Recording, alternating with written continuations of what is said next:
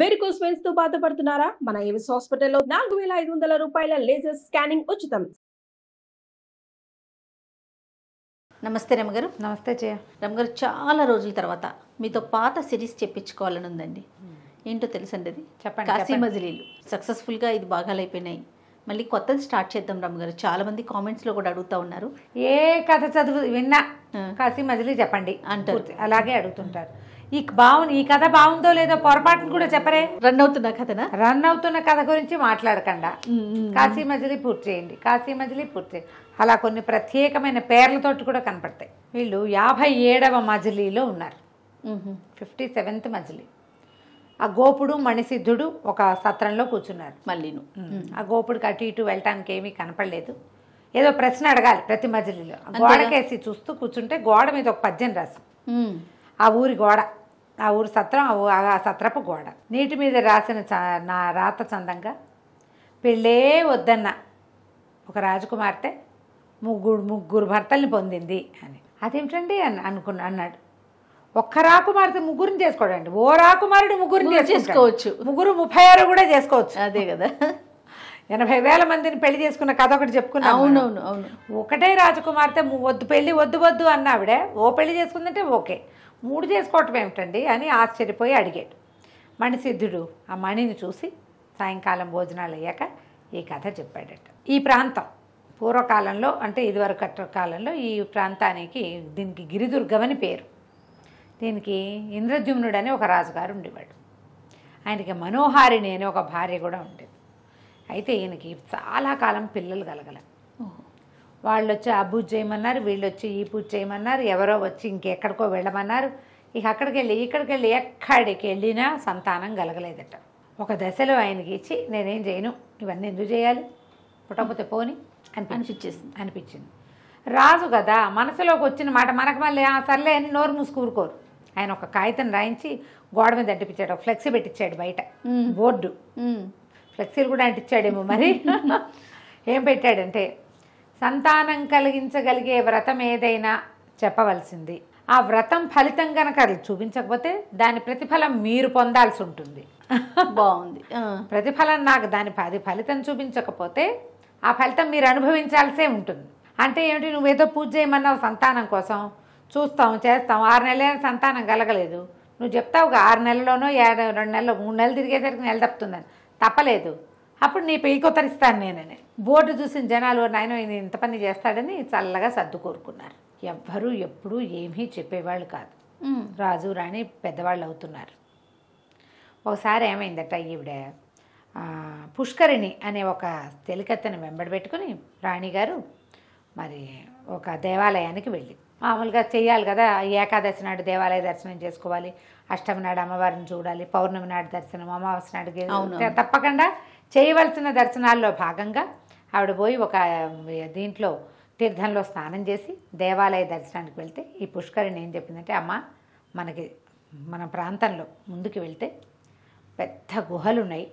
ఆ గుహలలో స్వయంప్రభాదేవి ఆలయం ఒకటి ఉంది. ఈ స్వయంప్రభ ఎవరు? రామాయణ కాలం నాటి స్వయంప్రభ. రామాయణ కాలంలో కాండలో ఆంజనేయుడు వీళ్ళంతా స్వయంప్రభని దర్శనం చేశారు. ఆమె యొక్క ఏమనాలంటే గంధర్వకాంత అలా చెప్పాలనుకుంటా ముని ప్రవృత్తిని అవలంబించింది ఆవిడ. ఓకే. తపస్సు చేసుకునేది విష్ణువునే భర్తగా పొందాలనో ఏదో భగవంతుడిని భర్తగా పొందాలన్న దీంతో తపస్సు చేసుకుంటూ ఆ స్వయంప్రభని ఆంజనేయ స్వామి తదితరులు చూశారు. ఎప్పుడు సీతాన్వేషణకి వెళ్ళారు కదా, అవునవును. అప్పటి స్వయంప్రభ ఇప్పటికీ కూడా ఆవిడ యొక్క గుహలు ఉన్నాయని, కింద స్వయంప్రభాదేవి ఆలయం ఉందని, అక్కడికి వెళ్ళి నిద్ర చేసి అక్కడేవో నియమాలు ఉన్నాయి, ఆ నియమాన్ని పాటిస్తే తప్పకుండా సంతానం కలుగుతుంది. ఈ మనోహారిణి దేవంది పుష్కరిణితోటి వసే ఎందుకే ఎన్ని చేసాం, ఎక్కడయ్యింది, ఏమీ అవ్వలేదు, పైగా ఇప్పుడు ఏమైనా ప్రయత్నం చేస్తే భర్తగారు ఒప్పుకోవడమ్మా, ఆయన పీక ఉత్తరిస్తానంటాడు, వాళ్ళెవరి పీకతో పాటు నీ పీక కూడా పోతే నేనేం చేస్తాను, ఏమీ బుద్ధమ్మా, నాకు అట్టాట ఆశలేం లేవు, పోయినాయి అవన్నీ, విసిగిపోయాను నేనంటే ఆవిడ అమ్మాయి ఒప్పుకోవాలి. పుష్కరిణి కాదండి, చాలా విశేషం ఉంది, ఏనాటి రామాయణము, మనకు 2 యుగాల ముందరిది, ఆవిడ ఇంకా ఉండటం ఏంటి, వాళ్ళంతా ఆటవికులు, అక్కడ పూజ చేసేవాళ్ళు, అసలు మన విధానం కాదు, మన ఇది కాదు, అక్కడ అసలు సంతానం లేని వాళ్ళే లేరు, ఆమెకు పూజ చేసే వాళ్ళు కూడా ఒక ప్రత్యేకమైన భాష అది మాట్లాడతారు. వాళ్ళని నేను రమ్మన్నాను నీకోసం, వాళ్ళతో మాట్లాడు, వాళ్ళు చెప్పినట్టు చెయ్యి అంటే ఇవిడెందుకు పిలిచావు కాబట్టి వాళ్ళని పిలిచి వాళ్ళకి ఏదో ఇద్దాం, అంతేగాని పూజలు గీజలు పెట్టద్దంటే ఆ పుష్కరిని ఒప్పుకోవాలి. అట కాదు ఇట కాదని బతిమలాడింది. సరే వాళ్ళని పిలిస్తే వాళ్ళు పరమ ఆటవికులు, అక్కడది ఏదో విధానం. అదే ఆ అమ్మాయి ఏం చెప్పింది, అమ్మాయి ఏమిటి నీ పేరంటే దురద అని చెప్పింది. దురద అనేసరికి ఈవిడికి నవ్వొచ్చింది. దురద పేరేమిటి, దురదంటే ఏమిటి అని అడిగింది. సంపబ్బ అని చెప్పింది. దురద అంటే సంపబ్బ, దురద కంటే సంపబ్బ ఏమిటి అసలు, అదేం పేరు? ఈ లోపల ఆవిడ మా అమ్మాయి భర్త, వాళ్ళిద్దరు భార్యాభర్తలు, వాడేమో బర్గడు అంటారు, అదేం పేరో తెలీదు. సరే ఈవిడ 2-3 ప్రశ్నలు వేసేసరికల్లా ఇది నా భార్య అంటాడు, భార్య అనమాట. ఈవిడికి భాష వాళ్ళ గోళ ఏమీ అర్థం కాలే. ఆ పుష్కరునితో ఏం చెప్పిందంటే, నువ్వు సరిగ్గా అర్థం చేసుకో, వీళ్ళతో మాట్లాడి బాగుంటుంది కథ చదివేటప్పుడు, సరిగ్గా మాట్లాడు, వాళ్ళు ఏం చెప్తారో చూడు, చేయగలిగితే చేద్దాం లేకపోతే లేదు. అప్పుడు ఈవిడ ఇదంతా సాకల్యంగా కనుక్కుని అక్కడికి వెళ్ళి నిద్ర చేయాలట. ఆ దురద అంటే దురద కాదు, అది దుర్గా. దుర్గ అంటే సంపబ్బ అంటే స్వయంప్రభ. ఓహో, దుర్గాదేవి స్వరూపమే స్వయంప్రభ అని చెప్తుంది. వాడి పేరు భర్గుడు. బాగుందిగా పేరు, చాలా బాగుంది. వాడు బర్రె అని చెప్తున్నాడు, బర్రె కాదు అది భార్య, ఈ అమ్మాయి నా భార్య అని చెప్తున్నాడు. వాళ్ళ భాష ఏదైతే ఏమిటి, వాళ్ళ ఒక పూజా విధానంలో ఉన్నారు. అక్కడికి వెళ్తే సరిపోతుంది. మహారాజుని ఒప్పించి అక్కడికి వెళ్ళి ఒక రాత్రి నిద్ర చేయాలి. ఒక 3-4 పద్ధతులు ఉన్నాయి అక్కడ వాళ్ళు చెప్పింది. నిద్ర చేయటం, తర్వాత ఏమో పూజ, ఆ తర్వాత ఏమో బ్రాహ్మణ భోజనం చెప్పారు వాళ్ళు. సరే ఈవిడ ఇంకా భర్తని బతిమలాడడం మొదలుపెట్టింది. ఆయన ఎక్కరిచ్చాడు, నీకు ఇంకా పిచ్చపోలేదా, రాజ్యం ఎవరికి పోవాలంటే వాళ్ళకి పోతుంది, వద్దు వద్దు అన్నాడు. కాదు, ఆవిడ పదే పదే బతిమలాడి పుష్కరిని ఎవరినో తీసుకొచ్చింది. వాళ్ళని చూస్తే నాకు చాలా సంతోషం వేస్తుంది, చాలా అమాయకులుగా ఉన్నారు, వాళ్ళ దగ్గర చేయాలంటే సరే ఈయన పిల్లల కోసం అన్న మాట ఎవరికీ చెప్పకుండా ఊరికే విహారానికి వెళ్తున్నామని భార్యాభర్త ఇద్దరు చెలికత్తల్ని 2 సైనికుల్ని తీసుకుని ఆ స్వయంప్రభాదేవి గుహల దగ్గరికి వెళ్ళారు. వెళ్ళి నిద్ర చేశారు. తర్వాత మళ్ళీ 4 రోజుల తర్వాత మధ్య పూజ చేయడానికి వచ్చారు. తర్వాత 4 రోజుల తర్వాత ఇంకేదో పూజ, ఆవిడ పుట్టినరోజు, వాళ్ళ అమ్మమ్మ పుట్టినరోజు అని చెప్పి బ్రాహ్మణ భోజనం కూడా చేసేసారు. 6 నెలలు తిరగకుండా ఇవన్నీ 3 నెలలు పట్టింది. ఇంకో 3 నెలల్లో ఆవిడ గర్భవతి అయింది. ఆవిడకి ఒక కుమార్తె కలిగింది. ఎంత అందంగా ఉండేదో పిల్ల. అయితే ఈ స్వయంప్రభాదేవి వల్ల తనకు సంతానం కలిగింది కాబట్టి పిల్లకి స్వయంప్రభ అని పేరు పెట్టారు. ఓహో, చక్కగా పెరిగేది పిల్ల, బాగుండేది. అయితే ఈ ప్రభ ఒక్కతే కదా, ఆడపిల్ల పుట్టిందని కొంచెం దిగులు పడ్డారు. అయినా ఏముందిలే, భగవంతుడి ప్రసాదం, అసలు సంతానం లేని దానికంటే ఓ పిల్ల అంతే, దాని పెంపకం, రేపొద్దున దాని వివాహం, దానికి పిల్లలు, ఇవన్నీ కలుగుతారా.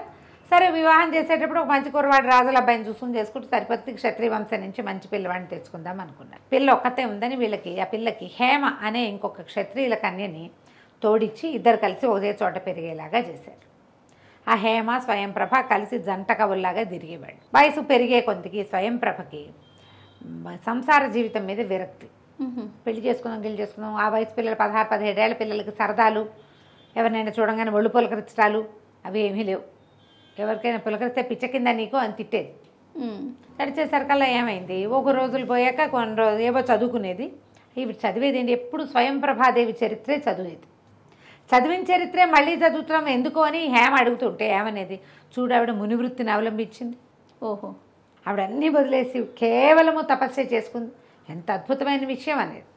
ఆవిడ తపస్సు ఎందుకు చేసింది, మురారిని భర్తగా పొందడానికి తపస్సు చేసిందమ్మా. ఆవిడ తపస్సు ఊరికే చేయలేదు, వైరాగ్యంతో చేయలే.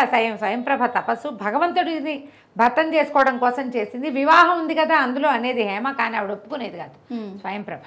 ఇట్లా నడుస్తూ ఉంటే ఈ లోపల ఏమైంది, పెళ్లి సంబంధాలు రావడం మొదలుపెట్టి ఇంత దస్త్రం ఆట పెట్ట నిండా ఫోటోలు పుచ్చుకుని వాళ్ళ అమ్మగారు వచ్చేసరికల్లా పిల్ల నేను చూడండి హేమకు చూపించారు. అందరినీ తిరగొట్టింది. నచ్చలేదు, అమ్మాయికి నచ్చదు, వీడు నచ్చాడు, వాడు నచ్చడని తీరా ఒక ఫోటో తీసింది. ఆ తీసిన వాడెవడు, ఆ ఎవరో రాజుగారి 3వ కొడుకో 4వ కొడుకో.